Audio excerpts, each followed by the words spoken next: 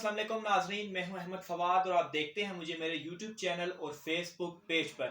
नाजरीन, आज के इस वीलॉग में मेरे साथ मौजूद होंगे सीनियर सहाफ़ी फयाज राजा साहब। और फयाज राजा साहब को आज हमने चाय के कप पे जो है वो पकड़ा है। और इन्हें आज चाय के कप पे हमने इसलिए पकड़ा क्योंकि आज का जो हमारा मौजू है वो बहुत ही अहम होने जा रहा है और इस हवाले से जो दुरुस्त हकायक हैं वो आप तक पहुंचना ज़रूरी है। गुज़श्ता एक दो दिनों से नाज़रीन आप सोशल मीडिया पे और ख़ास तौर पर ट्रेडिशनल मीडिया पे ये शोर सुन रहे होंगे कि शायद इमरान खान हुकूमत ने स्टेट बैंक को बेच दिया है और जो गवर्नर स्टेट बैंक हैं वो अब किसी तरह से भी हुकूमत को जवाबदेह नहीं है, चाहे वो स्टेट बैंक को लूट लें, लूट मार करें और आराम से जो है वो बच सकते हैं। इसकी हकीकत क्या है, सही हकायक क्या है, वो आपसे सर हम जानना चाहेंगे कि ये मामला असल में है क्या। बहुत शुक्रिया अहमद फवाद, आपने जो है वो मौका दिया। पहली बात तो यह है कि ये एक नशिस्त का कम से कम टॉपिक नहीं है। एक नशिस्त में ये नहीं भुगतेगा, इसके ऊपर कई हमें नशिस्तें करनी पड़ेंगी। लेकिन कुछ बुनियादी मालूमात मैं आपके व्यूअर्स के लिए आपके सामने जो है रखना चाहता हूँ। सबसे पहली बात तो यह है कि कोई मुझे दिखा दे, कोई मुआयदा अगर किसी के पास हो, सोशल मीडिया के पास या किसी टीवी चैनल के ऊपर, कि ये IMF का और पाकिस्तान का कोई चीज बेचता बंदा खरीदता है। आजकल तो आपको पता है एक छोटा सा प्लाट भी अगर कोई बेचता है उसका एक एग्रीमेंट होता है। तो कोई एग्रीमेंट उन्होंने कर दिया हो, उसके बदले हुकूमत ने पैसे ले लिए हो, या कोई इस किस्म की कोई चीज सामने आई हो, कितने में बेच दी है। तो ये बेचने वाले जो काम थे ये मेरा ख्याल है नवाज लीग हुकूमत के थे। अगर कोई उनका हामी और वोटर्स को देख रहा है तो वो माइंड भी करेगा। लेकिन बहरहाल हकायक यही है कि ये बेचने वगैरह का काम वो करते रहे।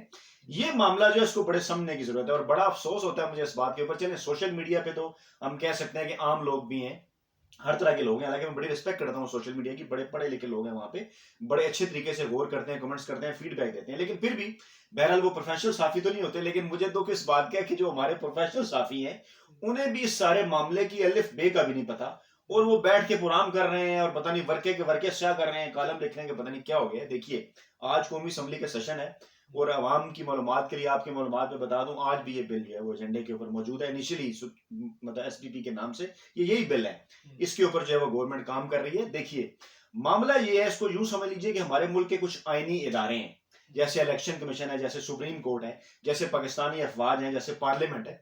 अच्छा, ये सब अपनी अपनी जगह मतलब अपनी अपनी जगह जो है वो ऑटोनोमस है और इसके ऊपर शोर भी होता है कि उन्हें एहतसाब के अंडर लाएं। जैसे सुप्रीम कोर्ट के ऊपर लोग बात करते हैं जी जजेस का एहतसाब नहीं होता, जैसा कि जो है वो फौज के हवाले से बात करते हैं जी उनका एहतसाब नहीं होता। अच्छा, वहां पे वो कहते हैं कि उनका एहतसाब जो है वो पार्लियामेंट करे। यहां पे उनका एहतसाब जो है वो पार्लियामेंट करने की कोशिश कर रही है। इस वाले बिल के जरिए तो उन्हें एतराज हो रहा है। मैं आपको समझा देता हूं अगर किसी को समझ नहीं आएगी। देखिए, अब क्या ये मुमकिन है कि अगर इलेक्शन कमीशन ऑफ पाकिस्तान जो है वो एक ऑटोनोमस इदारा ना हो, वहां पे अपनी मर्जी का चीफ इलेक्शन कमीशनर गवर्नमेंट लगा दे, तो क्या वो आजादाना इंतखाबात करा पाएगा? एक बड़ी सीधी सी बात है। माजी में होता भी रहा है, भुट्टो दौर में ऐसा ही था और 90 की दहाई में ऐसा ही था। 18वीं यानी तरमीम के जरिए अब ये इलेक्शन कमिश्नर अपोजिशन हुकूमत पार्लियामेंट यानी लगाती है। अपोजिशन का मतलब है पार्लियामेंट। 18वीं यानी तरमीम है ना, उसको प्रोसीजर उन्होंने बनाया, पार्लियामानी कमेटी वो लगाती है। अच्छा, इस मामले के अंदर भी उन्होंने बिल्कुल ऐसे ही किया है। माजी में ये था, जैसा कि माजी में इलेक्शन कमीशन सिर्फ एक वजारत के अंडर रहा है, वजारत कानून और इंसाफ। एक टेलीफोन वजीर कानून करता था, इलेक्शन कमीशन कुछ भी कर देता था। अब बेहतर हुआ उसको उससे उसने निकाला है। गवर्नर स्टेट बैंक का जो ओहदा है या स्टेट बैंक है, इसको भी नून लीग के दौरे हुकूमत में एक जैली इदारा वजारत खजाना का बना दिया गया था। इसहाक डार साहब इसको चलाते थे। वो एक फोन करते थे, इतने नोट छाप दो, डॉलर का रेट जो है वो रोक दो, मसनूई तौर के ऊपर जो है वो, ये सारी जो चीजें मुल्क के अंदर महंगाई पैदा करती थी, जिसके असरात आज तक हम जो है भुगत रहे हैं। अभी चीजें बेहतर होंगी तो 8-10 साल बाद समरात आएंगे, जो कौम को समझने की जरूरत है। ये इसको वजारत खजाना के अंडर से निकाला जा रहा है, इसको ऑटोनोमस खुद मुख्तारी दी जा रही है। और इसमें अगर आपको ये केजी के IMF के कहने पे हो रहा है तो ऐसा नहीं है। इन अवे कह भी सकते हैं, IMF से जब आप कर्जा लेते हैं तो उनकी तजावीज भी आप मानते हैं। जब आप किसी से कर्जा ले रहे हैं तो आप उसकी बात तो मानेंगे, वैसे तो आपको कर्जा वो नहीं देगा। लेकिन इसमें अहम तरीन जो बात समझने की है वो ये है कि ये मामला गवर्नमेंट पार्लियामेंट के अंदर लेके आ रही है। गवर्नमेंट चाहती तो ऑर्डिनेंस दे सकती थी, गवर्नमेंट चाहती तो जोर जबरदस्ती जैसे कई कानून उन्होंने पास कराए, अक्सरियत तो उनके पास है, वो कानून पास करा सकती थी। वो पार्लियामेंट में ला रहे हैं। पार्लियामेंट में दीगर सियासी जमातें हैं, मुस्लिम लीग नवाज है, पीपल्स पार्टी है, JUI है, 1 दर्जन के करीब जमातें हैं। वो उसके ऊपर बैठेंगी, बात करेंगी, बिल शायद कमेटी में चला जाए, इसके ऊपर गुफ्तगू होगी और फिर इसमें से कोई चीज निकलेगी। तो पहले तो ये समझ लें कि एक तो ये कोई ऑर्डिनेंस जारी नहीं हुआ कि उनके हवाले कर दिया है। दूसरा ये कि ये किसी किस्म का कोई बेचा वाला मामला नहीं है। गवर्नर को ये इख्तियारात दिए जा रहे हैं, पूरा बोर्ड ऑफ डायरेक्टर होगा उसके साथ, कि जो अपने फैसले खुद से लेंगे, मुल्की मैशत के हवाले से अपने फैसले खुद से लेंगे कि कितने नोट छापने हैं, दीगर मामलात में क्या काम, सिर्फ एक टेलीफोन कॉल के ऊपर सागडार करते थे, सागडार की तरह वो ढेर जी।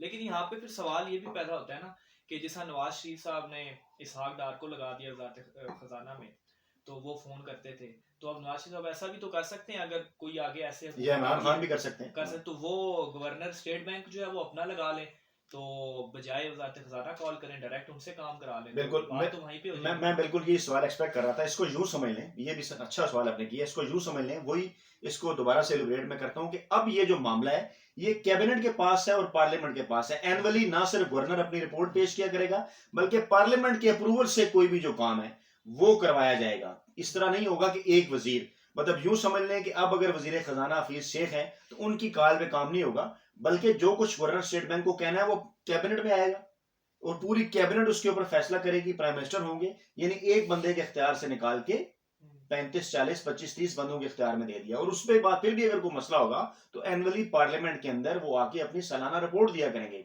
मसला अब गवर्नर स्टेट बैंक पार्लियामेंट को भी जवाब देगा। बिल्कुल पार्लियामेंट को जवाब दे होगा, पहले इस तरह नहीं था, पहले वो वजीर खजाना को जवाब देता। ये इस मामले को समझें कि पार्लियामेंट को जब वो जवाब दे होगा तो ये तो बड़ी खुशी की बात है। हम तो मुल्की इदारों को पार्लियामेंट के जवाब दे करने की बात करते हैं। देखिए ना, हमारी अपोजिशन माशाल्लाह बड़ी कहती है कि फौज को भी करें, सुप्रीम कोर्ट को भी करें, इलेक्शन कमीशन को भी करें, सब मामले में आते हैं वो लोग। तो गवर्नर स्टेट बैंक को और स्टेट बैंक को उसको पार्लियामेंट के सामने जवाबदेह बनाया जा रहा है। और वहां पे आप अगर जब कोई चीज फील करेंगे कि आईएमएफ के कहने पे की जा रही है तो आप उसको नहीं करने देंगे, बड़ी सिंपल सी बात है। लेकिन ये जरूरी इसलिए था क्योंकि माजी में ये होता रहा कि हुकूमतें उनको जाती मुलाजिम बना लिया करती थी। हुकूमतों के कहने के ऊपर नोट छापे जाते थे, डॉलर की कीमतें मसनूई तौर पर रोकी जाती थी, लोगों की कंजम्पशन बढ़ाई जाती थी मसनूई तरीके से कि ये पाकिस्तान में बड़ी डेवलपमेंट हो रही है, जिसकी वजह से बाद में आने वाली हुकूमतों के लिए मसाइल पैदा होते थे जो अभी पैदा हो रहे हैं। तो इसलिए इस मामले को बेहतर करने के लिए ये बिल आया है। दो चीजें, एक तो बिल कौमी असेंबली में है, इसके ऊपर डिबेट होगी, दूसरा कोई बेचने के हवाले से ये बात नहीं है, ये ऑटोनोमस किया जा रहा है जैसा कि मैंने आपको मिसाल दी। और फिर दूसरा अहम तरीन मामला कि इस मुल्क के अंदर पार्लियामेंट जो है वो सबसे सुप्रीम है, पार्लियामेंट ताकतवर है, ठीक है, बिल्कुल ठीक है। लेकिन आपके मुल्क में जुडिशरी है, उसकी आईनी कानूनी पावर्स हैं। आपके मुल्क में आपकी फौज है, उसके ऊपर भी वो भी एक तरह की हमारी जो है वो नजरियाती सरहदों के हम उसे मुहाफ़िज़ कहते हैं, अंदरूनी बैरूनी दोनों तौर पे। और फिर हमारे मुल्क की सिक्योरिटी एजेंसीज हैं। गोया वो लोग ये कह रहे हैं कि इमरान खान, या एक तरफ तो ये बात करते हैं कि इमरान खान फौजियों का लाया हुआ है और इमरान खान फौजियों की हर बात मानता है। यानी वो लोग ये कहना चाह रहे हैं कि इमरान खान ने जो है वो एस्टेब्लिशमेंट के कहने पे ये सब कुछ किया, यानी पाकिस्तानी एस्टेब्लिशमेंट जो है वो मुल्क की दुश्मन हो गई है, या आईएसआई मुल्क की दुश्मन हो गई है, या फौज मुल्क की दुश्मन हो गई है, वो इमरान खान से ये करवा रहे हैं। अच्छा, दूसरी थ्योरी वो ये कहते हैं कि नहीं जी अब फौज इमरान खान के साथ नहीं रही, यानी इसका ये मतलब है कि इमरान खान ने ये खुद कर दिया है और वो फौज से भी ज्यादा इतना ताकतवर हो गए हैं, वो खुद ही कंफ्यूज है। तो ये देखिए कि दोनों जो उनकी थ्योरीज हैं वो गलत है। इसलिए इस मामले को समझने की जरूरत है। और खुदारा सोशल मीडिया भी अब क्योंकि बहुत बड़ा एक टूल है, इसके ऊपर डिबेट होनी चाहिए। बहुत अच्छा आपने किया बात की। और हमारा जो मेन स्ट्रीम मीडिया है उसका तो अल्लाह ही हाफिज है और बगैर किसी तैयारियों के लोग प्रोग्राम कर रहे हैं। ठीक, यानी कि स्टेट बैंक को खुद मुख्तार तो किया जा रहा है, लेकिन वो जवाबदार होगा पार्लियामेंट को। और जो सिलसिला एक चलता आ रहा था कि जैसे नवाज शरीफ साहब जो ठेकेदार बने हुए हैं पाकिस्तान के, वो इसहाक डार साहब को लगा देते हैं और इसहाक डार साहब की एक कॉल के ऊपर स्टेट बैंक अपनी पॉलिसियों को और तमाम तर मामलात उनके कहने पर कर देते हैं। तो अब इस तरह से नहीं होगा, बल्कि स्टेट बैंक जहां पर एक प्रोसेस के जरिए गवर्नर स्टेट बैंक भी आता है, directors of board of directors, और उनका एक अपना इंटरनल सिस्टम होगा। कुछ लोग समझते हैं शायद उनका एहतसाब नहीं हो सकेगा, वो मामला भी मैं आपको समझा दूं, वीडियो तो आपकी थोड़ी लंबी ना हो जाए। जिस तरह खुद एहतसाबी का अमल फौज के अंदर मौजूद है, जिस तरह खुद एहतसाबी का अमल अदलिया के अंदर मौजूद है, जिस तरह इलेक्शन कमीशन का एक प्रोसीजर है कि आप सुप्रीम जुडिशल काउंसिल में जाएंगे, इसी तरह इनका भी एक प्रोसीजर है। तो पार्लियामेंट के सामने जवाब दे होंगे, बाकी जो उनके इंटरनल मामलात हैं उनके बोर्ड ऑफ गवर्नर की जो बोर्ड ऑफ डायरेक्टर है उसकी मंजूरी से तय पाएंगे। ये नहीं होगा कि कभी एफआईए उनको काम करने से रोक देगा, कभी नैब उनको रोक देगा हुकूमती दबाव के ऊपर। वो ये नहीं कि उनसे हटा रहे हैं, लेकिन अप्रूवल वहां से आएगा। वहां 8-9 लोग होंगे, ये नहीं कि गवर्नर इतना एम्पावर हो जाएगा। वहां पे बोर्ड ऑफ डायरेक्टर्स होंगे पूरा, जो कि मुख्तलिफ शोबों के लोग होंगे और गवर्नमेंट वहां पे तैनात करेगी पार्लियामेंट की मदद से, सियासी जमातों की मदद से। सही, यानी कि सिंपली जो ठेकेदारी है जो नवाज शरीफ साहब करते भी रहे हैं, उस ठेकेदारी से जो है वो हटाया जा रहा है, ताकि जो इदारे हैं वो बेहतर तौर पर इंडिपेंडेंटली अपना जो काम है वो कर सकें। फैयाज राजा साहब बहुत शुक्रिया, क्योंकि ये बहुत अहम मामला था और बड़ा पेचीदा मामला था। और बड़ा अच्छा आपने हमारे नाज़रीन को समझाया, आपका बहुत शुक्रिया। नाज़रीन आज के वीलॉग में इतना ही। मुझे और फैयाज राजा साहब को इजाज़त दीजिए। अल्लाह हाफिज़।